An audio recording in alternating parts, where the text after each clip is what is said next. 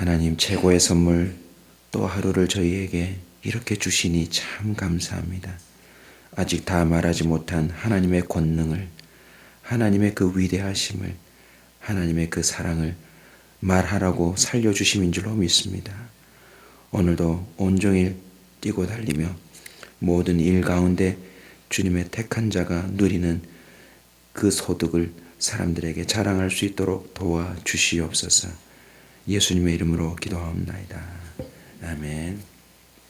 잠언 10장 16절 한 절 같이 보겠습니다. 다 함께 읽겠습니다.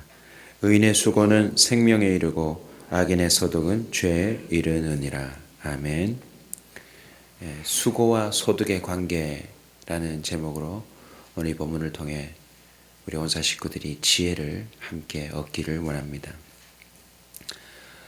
사람들은 지금도 수고에 열심을 내고 있습니다. 새벽마다 여러분 오실 때 보시겠지만 우리보다 훨씬 더 일찍 일어나 수고하는 이들이 많습니다. 아니, 아예 밤을 샌 수고하는 자들이 넘쳐납니다. 무엇을 위해서일까요? 바로 소득을 위해서입니다. 해가 뜨면 모든 집에서 수고하는 자들이 또 달려 나올 것입니다. 저마다의 일터로 가서 온종일 수고하겠지요. 역시 소득을 위해서입니다. 그러나 솔로몬을 통하여 하나님이 우리에게 주시는 귀한 지혜가 무엇입니까? 수고와 소득의 관계가 있더라는 것입니다. 어떤 관계일까요? 소득을 보면 그 수고가 헛된 것인지 헛되지 않은 것인지를 알 수 있다는 것입니다. 저와 여러분은 수고하는 데 초점 맞출 것이 아니라 소득이 무엇인지에 대하여 먼저 주목하는 지혜가 있기를 소원합니다. 오늘 본문에 보시면 의인의 수고는 생명에 이르고 악인의 소득은 죄에 이르느니라. 단순한 표현이지만 너무나도 중요한 이야기입니다. 우리는 수고를 시작할 때 먼저 셈할 줄 아는 지혜가 있어야 합니다. 내가 이 수고를 함으로 생명에 이를 것인가 아니면 죄에 이를 것인가. 오늘날 수많은 사람들이 죄인 줄도 모르고, 아니 죄라는 사실을 알면서도 눈에 보이는 자신의 부풀린 소득을 보고 그 헛된 수고에 자신의 전생을 바치는 사람들도 있다는 것입니다. 오늘 이 하루가 주어지면 우리는 어쩔 수 없이 수고해야 합니다. 수고라는 단어 우리 참 많이 쓰지요. 택시를 타고 내릴 때도 수고하세요. 수고하셨습니다. 일을 마치고 난 다음에도 수고하세요. 밥을 먹고 나오면서도 수고하세요. 집에서도 심지어 서로에게 엄마 수고하세요. 아빠 수고하세요. 수고하라고 말을 합니다. 근데 이 수고라는 단어의 의미가 뭘까요? 여러분 그거 아세요? 가장 기본적인 의미는 노력이에요. 노력. 힘쓰는 것을 말하는 것입니다. 육체적인 힘만 아니라 마음을 주는 것 또한 포함합니다. 그래서 한국적인 표현으로 쓰면 힘쓰고 애씀, 이게 수고죠. 어떤 어려운 일이 주어져서 그게 수고가 아니고 그 자신 자체가 육신적인 힘을 쓰고 마음을 내어주는 것, 그것이 수고라는 의미라는 것입니다. 이 세상에서 그러면 수고하지 않는 사람은 없을 것입니다. 직업이 없는 주부도 얼마나 수고하는지 모릅니다. 심지어 어린아이도 얼마나 수고하는지 모릅니다. 그 육체적인 힘과 마음을 애쓰면서 주더라는 것입니다. 저와 여러분은 죽을 때까지 수고할 것입니다. 그 노력이, 그 애씀이 헛되지 않으려면 소득에 주목하는 눈이 열리기를 주의 이름으로 축원합니다. 다시 한번 단순한 이 이야기에 주목하기를 원합니다. 소득이 생명인가? 수고하면 수고할수록 살아나야 합니다. 수고하면 수고할수록 나뿐만 아니라 내 주변의 사람들도 생명력이 넘쳐난다. 그러면 그 사람은 의인의 수고입니다. 이 땅에서 단순히 하루하루를 이어가는 생명일 뿐만 아니라 그 영이 살아나야 합니다. 그 육신도 살아나야 합니다. 많은 사람들이 수고하느라 육신이 병들고 있습니다. 마음도 병들고 있습니다. 여러분, 그건요, 의인의 수고가 아닙니다. 더 안타까운 것은 수고하면 수고할수록 그가 죄를 짓는다면 생명이 아닌 멸망으로 가는 것입니다. 디모데후서 2장 6절에 보면 수고하는 농부가 곡식을 먼저 받는 것이 마땅하니라. 수고하는 자에게 그 곡식을 먼저 받는 것이 마땅하다라고 했던 이 의미 속에서 우리는 깨달아야 할 것입니다. 하나님의 질서를 따르면 당연히 그 수고에 대한 대가가 온다는 것입니다. 여러분, 우리 하나님은요, 1차적으로 이 창조 질서 안에 기본적인 수고만 하면 그 수고의 대가가 풍성히 나오도록 역사하셨다는 사실을 기억해야 합니다. 무심코 고속도로를 잠시 지나가는데 터널 앞에, 여러분, 터널 앞에 뭐 사람이 오갑니까? 그런데 거기 감나무 두 그루가 있는데 감이 얼마나 많이 열렸는지 몰라요. 순간 좀 차를 세워서 몇 개라도 따고 싶을 정도로 얼마나 탐스럽게 익었는지 몰라요. 물론 터널 앞이라 얼마나 매연을 많이 먹고 자라겠습니까? 그러나 생각해 봤어요. 누군가 저기에 감나무 두 그루를 심었으니 그 수고가 저렇게 나오는구나. 여러분, 감 맺으려고 그 심은 누군가가 매일 가서 물을 줬을까요? 여러분, 이게 비밀입니다. 의인이 누구입니까? 하나님의 질서를 믿고 따르는 자입니다. 만약 터널 앞에서 감나라 배나라 하고 있었으면 매연 다 마셔 죽었을 것입니다. 또 어떤 때는 차에 치여 죽었을 것입니다. 여러분, 이게 참 놀라운 비밀입니다. 하나님의 마음이 느껴지지 않았어요. 야, 너희들 수고. 그러고 보니 악인의 수고의 특징이 뭔지 아세요? 지나치도록 수고해요. 왜요? 자기 걸로 만들어야 되니까.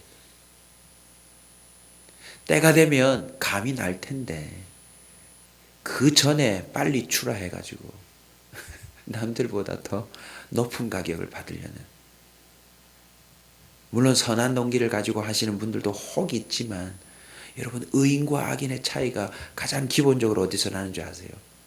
하나님을 인정하고 질서에 따르는 거예요. 잘 때 되면 자고.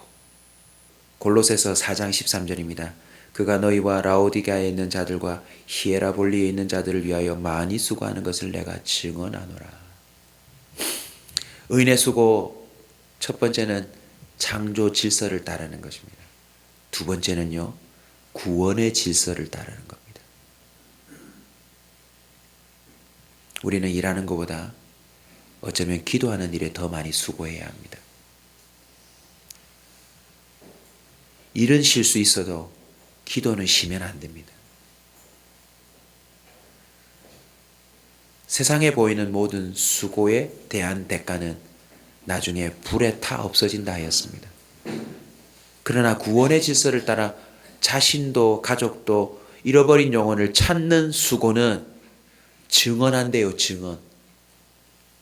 이렇게 수고했다고. 여러분, 기억하십시오. 구원의 질서를 따라 살아가는 삶, 증인들이 많다는 것입니다. 그리고 무엇보다 하나님이 그것을 증언한다는 것입니다. 디모데전서 5장 17절입니다. 잘 다스리는 장로들은 배나 존경할 자로 알되 말씀과 가르침에 수고하는 이들에게도 더욱 그리할 것이니라. 구원의 질서를 따르면요, 존경받아요. 무엇 때문입니까? 거기에서 생명의 역사가 나타나니까. 내가 저분의 가르침과 저분의 본을 통하여서 내가 인생의 의미를 깨닫고 비밀을 알게 됐고, 내가 헛수고하는 인생이 아니라 이렇게 복된 자의 삶을 살았노라 고백하게 되는 것입니다. 더욱 놀라운 것은 창조의 질서를 따라, 구원의 질서를 따라 수고하는 자는 생명에 이르며, 혹 인생의 투쟁과 경쟁 사회 속에서 손해를 보는 것 같고 밀리는 것 같고 어려움을 당하는 것처럼 보여도 결국 의인의 수고는 결과가 뭔지 아세요? 로마서 8장 28절이 증언해요. 한번 따라서 할까요? 모든 것이 합력하여 선을 이룬다. 그게 의인의 수고의 결과예요. 창조의 질서를 따르면 죽을 것처럼 일하지 않아도 돼요. 기본적인 수고만 해도 돼요.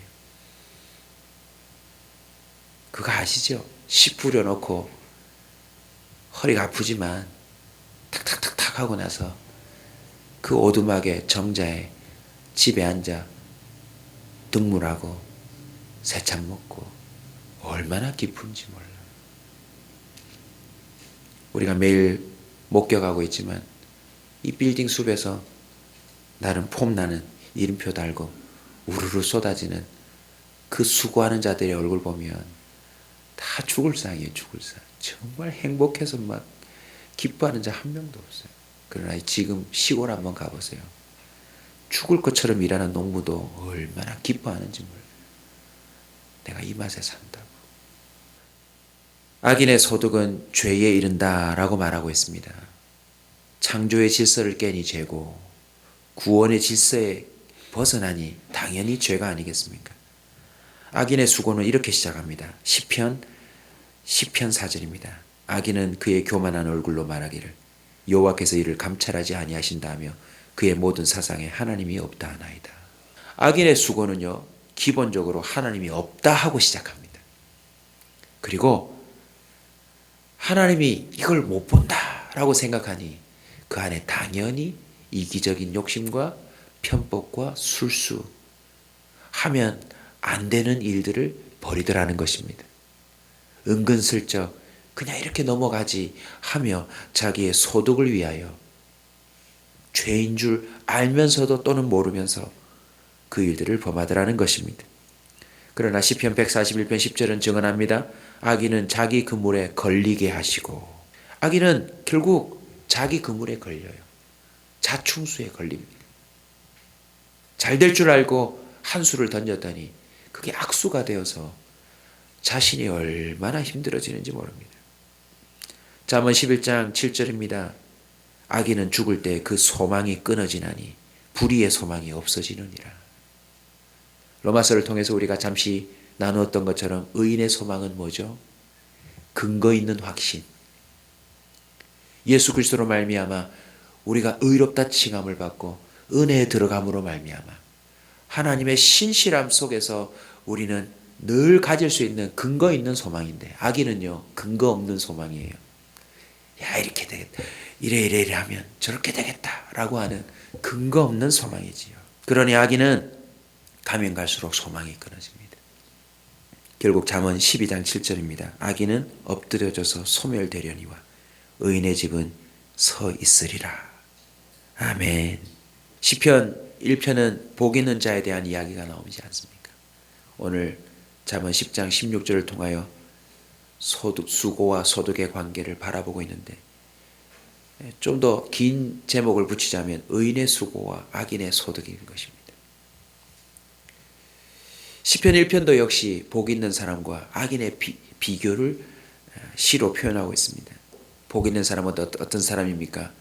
시절을 쫓아 과실을 맺는 자입니다. 창조 질서와 그리고 그 말씀을 주야로 묵상하는 자도다. 구원의 질서를 다 따르고 있는 자는 그 잎사귀가 마르지 아니한대. 이유가 뭡니까? 요한복음 15장 아닙니까? 뿌리가 포도나무이신 예수님이신데 어찌 마르겠습니까? 농부가 하나님이신데 어찌 결실이 없겠습니까? 우리의 수고는 창조의 질서와 구원의 질서를 따르는 것입니다. 시편 1편 4절은 무엇이라 말합니까? 악인들은 그렇지 않으며 오직 바람에 나는 겨와 같도다. 알갱이인 줄 알았는데 훅 불어가니 아무것도 없더라는 것입니다. 그래서 악인들 사회에서 통용되는 이야기가 있습니다. 네 이번 건 잘해래. 훅 간다. 그게 다 바람에 나는 겨와 같은 인생이라는 사실을 자기 세계에서는 이미 증언하고 있더라는 것입니다. 시편 126편 5절입니다. 눈물을 흘리며 씨를 뿌리는 자는 기쁨으로 거두리로다. 로마서 14장 8절입니다. 우리가 살아도 주를 위하여 살고 죽어도 주를 위하여 죽나니 그러므로 사나 죽으나 우리가 주의 것이로다. 수고와 소득의 관계가 무엇입니까? 소득을 보면 내가 의인의 수고를 했는지 악인의 수고를 했는지 드러나더라는 것입니다. 우리 주님은 공의롭게 선포해 두셨습니다. 열매로 알리라. 아무쪼록 오늘 하루 그리고 혹 내일도 선물을 주시고 혹 모레도 선물을 주시고 이번 주 다음 주 언제나 새 생명을 주시거든 저와 여러분은 의인의 수고를 하는 자가 되시길 축원합니다.